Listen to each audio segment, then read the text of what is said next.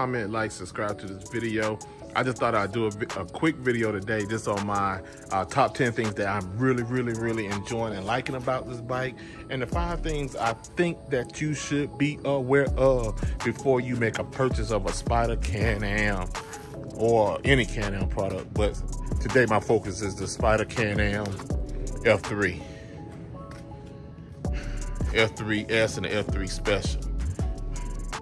So I want to give you my take on it. It's been about 10 months since I've had the bike. So I'm quickly, rapidly approaching a year. And so far, I'll just go ahead and give you the end first. I'm very pleased and satisfied with the bike, but just wanted to kind of share my thoughts about some things with you guys. And this video is for the person that's on the fence. They're just not sure if they're gonna take the leap, take the jump to get that Spyder Can-Am. The Can-Am Spyder, I keep saying it backwards, I guess. But you're just on the fence. You're just not sure if you want to get the Can-Am Spyder. And if you get the Can-Am Spyder, you're not sure which model, the F3, the F3S, the F3 S Special, the F3T. Just not sure which one you're going to get, the RT. But I just want to kind of answer some things for you. Number one, let me share with you guys. My number one thing I like about this bike is that it requires no balance. You don't have to worry about loose gravel. You know, 3 wheels, you don't have to worry about coming to a red light, putting your feet down on the ground. Your feet don't ever have to touch the ground.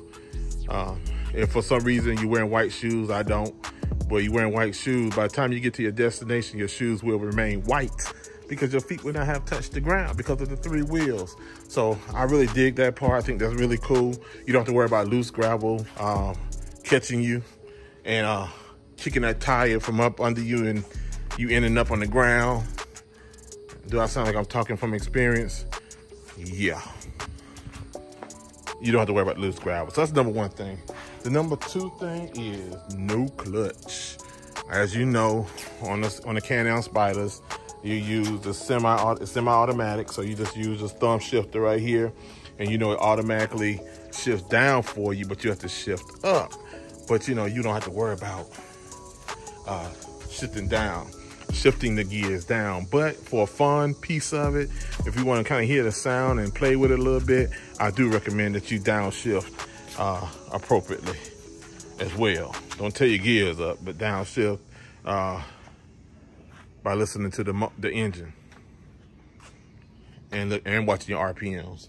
The number 3 is the fun factor. This bike is a lot of fun. Guys, I'm telling you, you find yourself just taking a long way to get home, taking a long way to work, taking a long way just to the grocery store, wherever you're going, just so that you can stay on the bike and ride a little bit more. Sometimes it is a little disappointing when you are turning into your neighborhood and the ride is about over, because you kind of want to go some other place. But the fun factor is definitely there. You will get a blast, a kick out of that part. Number 4 is different. Fuels a lot of questions from people. They want to know, what is it? Just again, what is that thing? Is that what they call it, a slingshot? What they call them thing? No, it's not a slingshot. It's a Can-Am Spyder.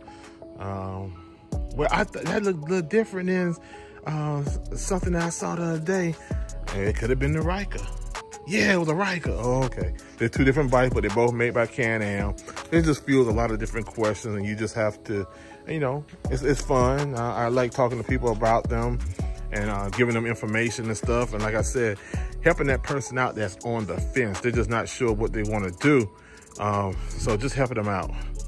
You know, I do get questions like, which one do you prefer, this or the Slingshot? Well, I like both of them. The Slingshot costs a little bit more money in the long run, but you know, I prefer the Can-Am Spyder simply because I don't have a steering wheel and it's not foot pedals. It's more of a motorcycle feel than the Slingshot. Not knocking the Slingshot at all. To each his own. I think they both are cool. If I could afford both, I'd probably have both. But I prefer the Can-Am Spyder. It's a lot of fun. It is a blast. So, yeah. All right, number 5, the 1330cc engine is powerful. So the power is always there. If you decide or feel like you need to accelerate, you can always get on it, play with it, and it really reacts. Very responsive throttle. And I don't have a power commander on the bike, or it's not tuned. I haven't done any engine mods to it. I don't need to. Personally, I don't need to. Some people feel like they need to, and they do it. You know, to each his own. Do you? But I don't feel like I need that. I feel like I have enough power the way it is. I love the power that it has right now. So I'm good with it. I can get out of trouble. I can do what I want to do. I can hit it. I can play with it.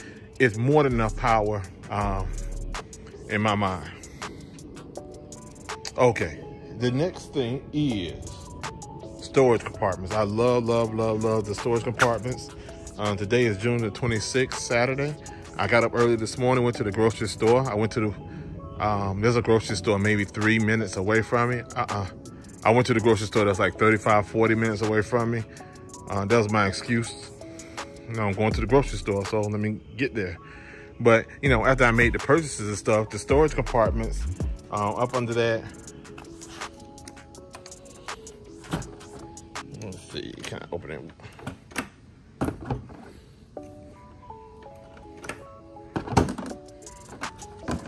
A storage compartment, you can see, it's pretty empty. And then I have a little piece of storage back here in the bag. So I really am digging the storage compartments. When I had my sports bike, you know, of course, you know, if you go to the grocery store, you really don't have any place to put your items. So I'm really digging that part right there, that you can get items inside of your bike and be on your way home. I also like the fact that these bikes are very customizable. As you can see, the wheel mods, you can see the tough skin graphics I put on some of the panels. Even on the front here, you can see some of the sticker mods, the Spyder emblem there, the splitter on the front, the speakers, my RAM mount.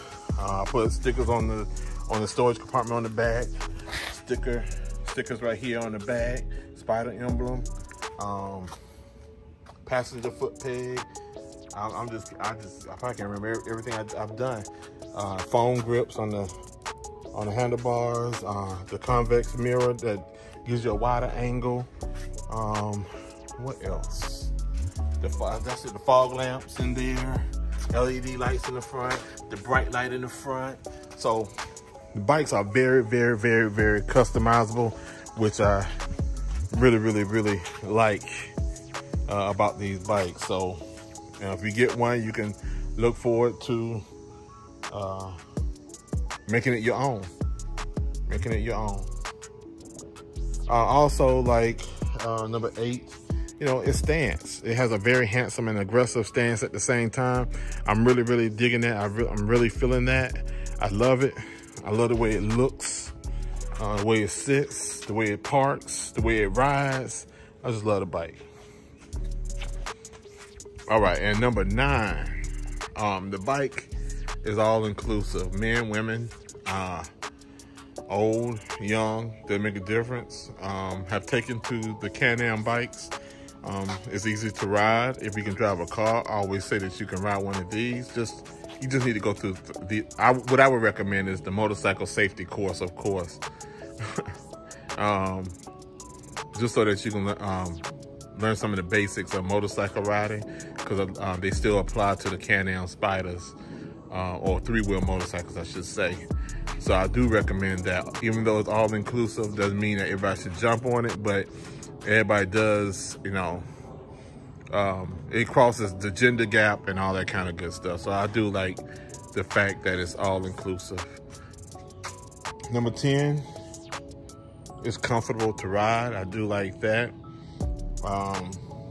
There's something else I'm gonna speak about, you know, something else in regards to being aware of,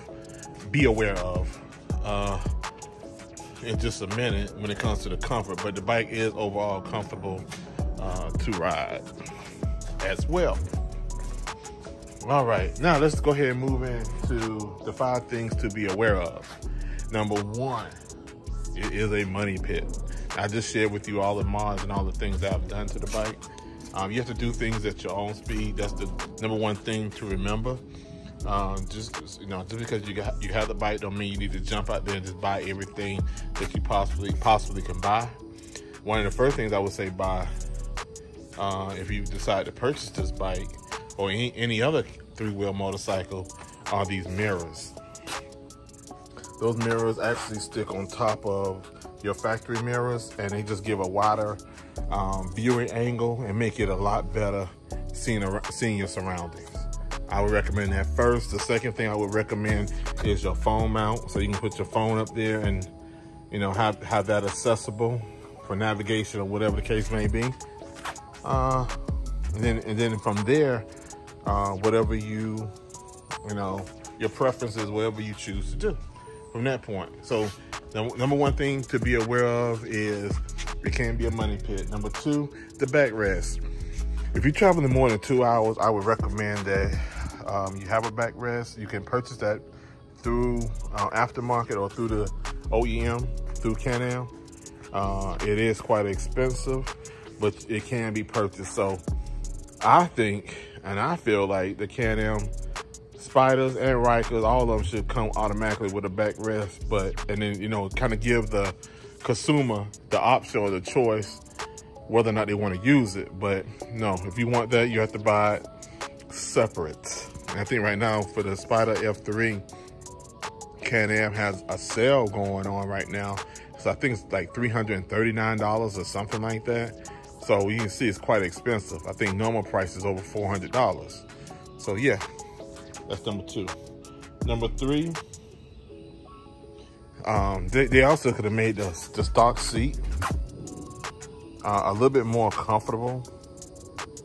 I just felt like the stock seat could have been a little bit more of an upgrade, but not a big deal. It's okay.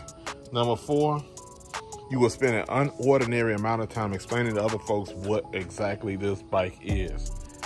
Believe me, you will. People have all kinds of questions about the bike. Can you ride on the interstate? Can you, how much fuel does it hold? Just all these different questions. So be prepared to answer questions. Number five, two-wheelers are not, sometimes they're not quite sure how to take you. I really don't give a hoot, really don't care. But you can tell sometimes, I think it's a jealousy guy, but that's between me and you all. I think some of it's jealousy. They want three wheels. But anyway, yeah. Sometimes the two-wheelers, sometimes they don't want to give you the peace sign or whatever the case may be. But I would say the vast majority of two-wheel riders show love. So, but yeah, this is just my quick overview of the Can-Am Spyder F3.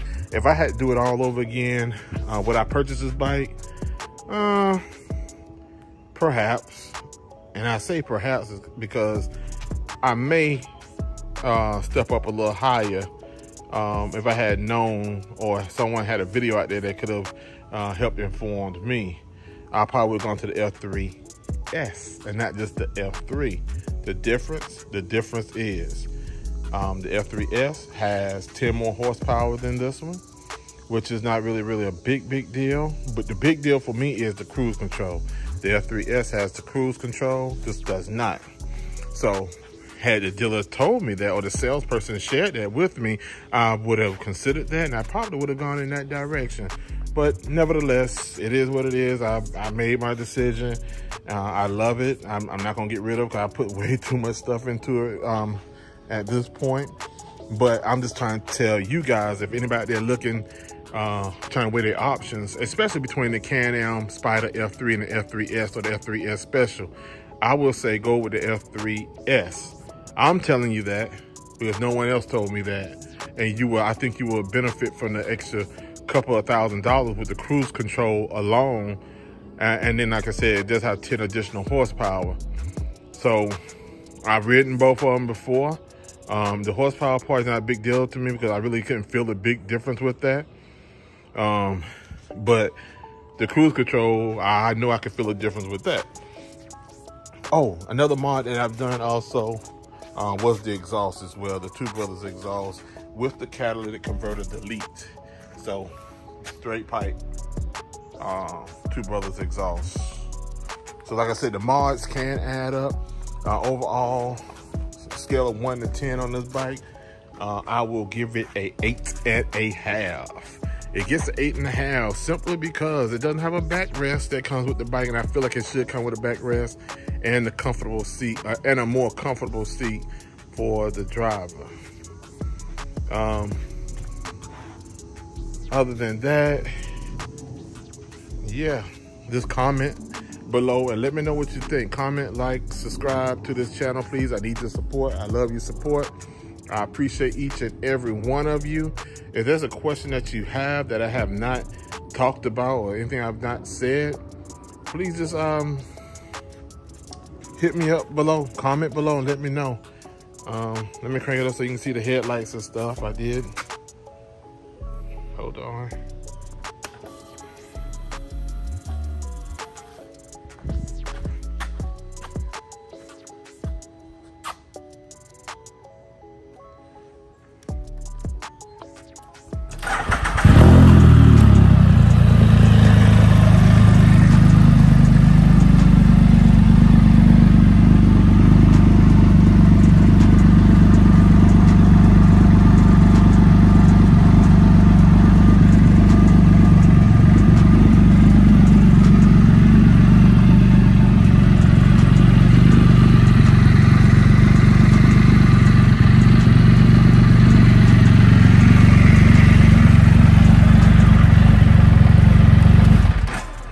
So yeah, there it is. So I hope you enjoyed the video. Like I said, comment, like, subscribe below. I appreciate your support. I appreciate each and every last one of you. I hope this video has helped somebody. That person that's on the fence and just not quite sure what to do. I hope this helps that person. Again, I wish I had somebody to refer to before I made my purchase, and someone to, you know, tell you the things to kind of look forward to and be aware of. But anyway, this your boy, Dwism. Dwism Works out. Peace.